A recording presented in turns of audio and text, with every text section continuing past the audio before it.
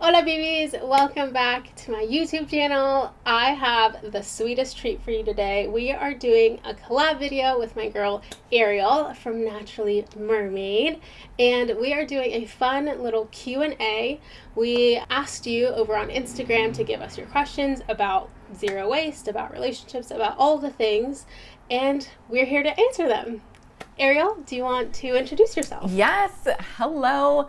My name is Ariel. My channel is Naturally Mermaid. I make content about sustainability and intentional living and gardening. So if that will float your boat, then come over and subscribe to my channel. Also, Ariel runs a podcast and Instagram called Sustainable Brown Girl, which I love. So go ahead and support her. And let's get straight into the video. What is the toughest thing about going zero waste? I think the first thing that comes to mind personally is detaching myself from the idea that there is like one right way to be sustainable or zero waste. I feel like when I first kind of began this journey, first started changing my habits with the intention of, having a lower carbon footprint and all these things, I felt like I was bombarded with ideas of what was quote unquote right and the correct way to do it. So for me, it was really kind of getting to where I am now, which is very comfortable with myself and like giving myself a little bit more credit rather than being like, oh, you bought plastic at the grocery store today, and then just feeling really guilty about it. So I'm glad that I'm now like where I can give myself the benefit of the doubt and know that there just isn't one right way to be sustainable. There are so many ways to like fight for climate justice and climate change. And I'm really happy about that now. So that's definitely been the toughest. What about you, Yes, Ariel? I feel the same way. That was like my answer too, is feeling like I'm not doing enough because I always feel like there's room for improvement and, to reduce my waste more or to make a greater impact. And often I feel bad when I make a choice or do something that I know isn't sustainable. And that definitely has been one of the toughest things, is just like being in the right mindset and being kind to myself about, the things that I'm doing. Yes, like the kindness aspect I think is so important, because I realize something that I want to stress is like you also need to sustain like your health and your mental well-being, which is just as important as, refusing plastic, refusing single use, things like that is just as important. Like you need to sustain yourself. So putting yourself first is okay. It's not selfish. Exactly. Yes. And I don't mean to like plug anything, but on the last episode of the Sustainable Brown Girl podcast that's coming out on March 15th, plug away, I'm girl. I'm talking to a holistic life coach about how to deal with eco-anxiety. So I think that it's going to be super helpful for everyone out there because it's a really common problem that we have in this movement. Yes, go check that out. Question number 2 is, why did you start a YouTube channel? I'm glad that I kind of waited and I started when I did, because I am now in this place of like, I focus on sustainability. It's like a niche and it's a very specific topic. It's still like up and coming, and we need way more representation and like different ways to go about it. Like I wasn't seeing myself a lot in the sustainability space. And I know when I saw Ariel's Instagram, Sustainable Brown Girl, I like geeked out and I was like, oh my God, my people, like this is where I'm meant to be. And like, I just feel like there weren't that many accounts that made me feel that way. And maybe this is stereotyping, but I felt like sustainability was very like hippie. It was very like middle class. It was very white. Mm-hmm. And me, I'm like loud and I love bright clothes. And like, I've talked about this before, like I love doing my nails and I like all these little things that it doesn't seem like they matter. I was just like, am I doing something wrong? Like, am I not doing sustainability the right way? Like, kind of to go back to the first question. So I was like, no, I am doing things the right way. I'm doing things for me. I'm doing things how I want to do it. And so that's my biggest goal for my YouTube channel is like making everyone not just welcomed, but like celebrated in whatever like identity in whatever space they are, rather than, you know, spitting this image of sustainability at you and then thinking you need to fit in that box. So that's why I started. Yes. Yeah, I love that. When I started Naturally Mermaid, it wasn't like for sustainability. This was like several years ago, where I was kind of like talking about beauty things and like fashion things. That's when the fashion and beauty YouTube channels were super popular, and I wanted to, you know, join in on it. Yes. But I'm not that type of person. I'm not like a fashion or beauty person. So it was just like, kind of all over the place. But then once I started becoming more interested in sustainability, and like you said, there weren't very many people that looked like us making videos and, you know, having an Instagram account about this. I wanted to transition my channel to you know, be more about sustainability. So yeah, more representation is always good. Yes, I love that. Question number 3 is, when did you start your sustainability journey? I think like my sustainable journey has been actually most of my life, going back to like just the way that my family has done things, the way that I have grown up. But as far as like, okay, I'm gonna start this journey and be more eco-conscious per se, I was in grad school, fully broke in Seattle, and so I started thrifting for things, and I realized that like I actually really loved going to thrift stores. Fast forward to now, I just kind of really learned more about climate change, and even though I always knew that was happening, we are fortunate enough where like it doesn't affect us day to day. And so I feel like for the most part I ignored all that stuff even though I knew it was happening. And so for the better half of like a year or so, that's when I really went in and I stopped eating meat.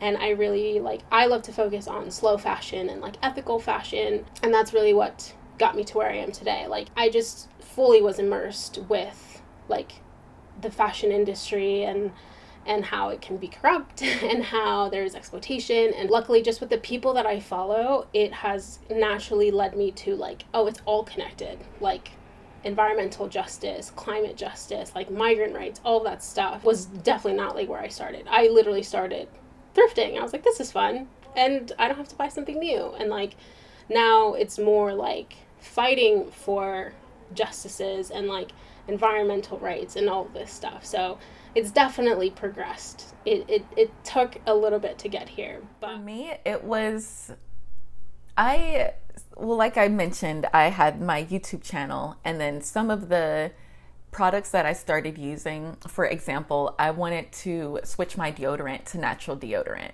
It wasn't zero waste. It came in a, you know, plastic container.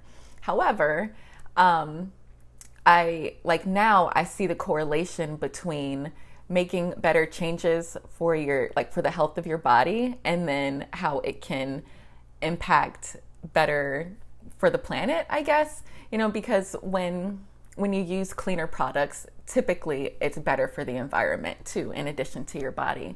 So I switched to natural deodorant, and I started using a menstrual cup. Yes. And I didn't even think about it being zero waste then. It was just, you know, something new to try, and I really loved it. And probably about a year or so later, I started learning more about about climate change and making, you know, switching to zero waste and stuff like that. So yeah, I don't know. It wasn't really a linear thing where it was kind of like, oh, I want to be more zero waste, especially in the beginning. Right. But, you know, I can kind of see how those changes led to my sustainability journey. And so from there, you know, I just started thrifting more, like you said, and, you know, changing my eating habits and, you know, other things like that. Question number 4. What is keeping you sane during lockdown? I've gone through stages, I think, of like lockdown, of just feeling like this is never going to end. so what does it matter? I'm just gonna like stay at home and like not really worry about anything, all the way to like, I need to go outside every day. I'm gonna eat healthy. I'm gonna cook. I'm gonna use this time to like do all the things that I've said I've wanted to do. But right now, what's keeping me sane is trying new activities, which is actually something that I got from my therapist, who like I expressed my anxiety of feeling like I'm living the same day over and over again, and she suggested to create a new part, like something new into your life. And so I'm picking up crocheting and what's the other one? Knitting. And I did a little like paint by numbers with my boyfriend, so it was like an activity that we could do together. Changing up one thing has actually really helped me out a lot. It's been great. Yes. Wow. Have you knitted anything that you're super proud of? No, not yet. I'm just like learning. Like and the cool thing about knitting is like you can just undo it and try again, you know? So it's literally just like you can practice without like wasting anything. Yeah. I love it. That's cool. I would say the things that have been keeping me sane during lockdown have been, I'm embarrassed to say it on a sustainability channel, is takeout. Just because, you know, like you're at home all the time, sometimes it's like the last thing I want to do is wash dishes again. So, you know, takeout has been amazing. But also gardening has been a really good way for me to get out of the house and, you know, get some vitamin D and, you know, like meet new people over at the garden safely 6 feet away and growing stuff. Like it's been amazing. Like I started my garden in February last year at the community garden. And since then, I go every single week, sometimes multiple times a week, and just, you know, water my plants and see what other people are doing, volunteer at the garden. So yeah, it's just been a great way for me to get out the house. And the last question is a really good one. It's also a difficult question, but it's what are more accessible ways to be sustainable? I think off the top of my head, I just want to say what we always preach, basically, like doing what you can with what you have in whatever situation that you're in is really important. I don't actually know anyone who has the intersection of disability and is in the eco space. So I want to do some research and I want to find someone, and I'm going to link them down below in the description. Something that was brought to my attention was how someone who's eco-friendly probably suggests like buying fresh food, don't buy frozen like plastic bags of things. And I remember seeing someone comment saying, hey, this is actually really ableist.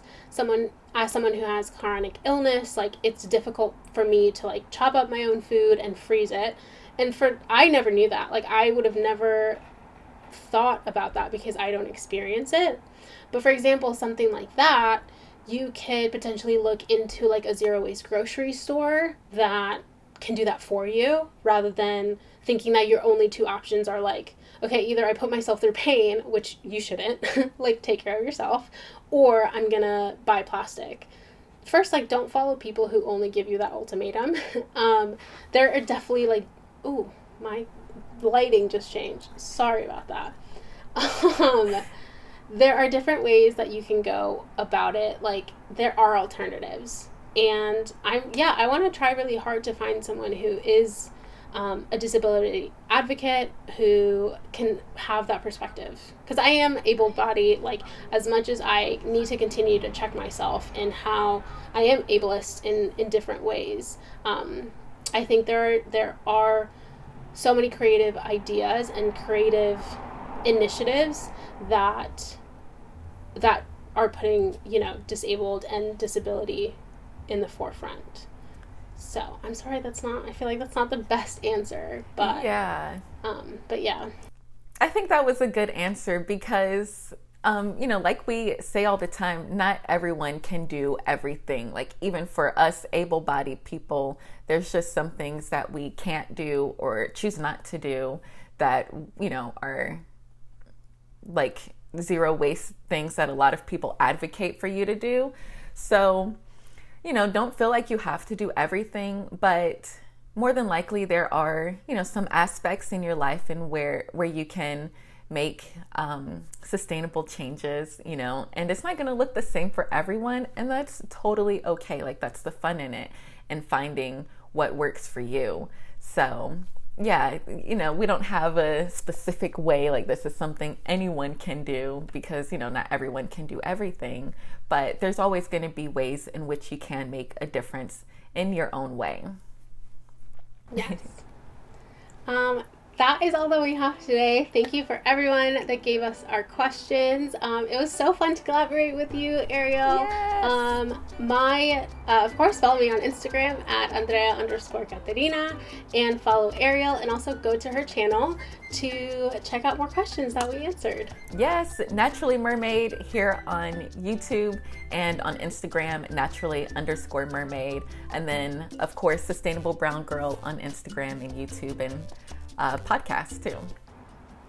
Yes, and we'll see you guys next time. Thank you.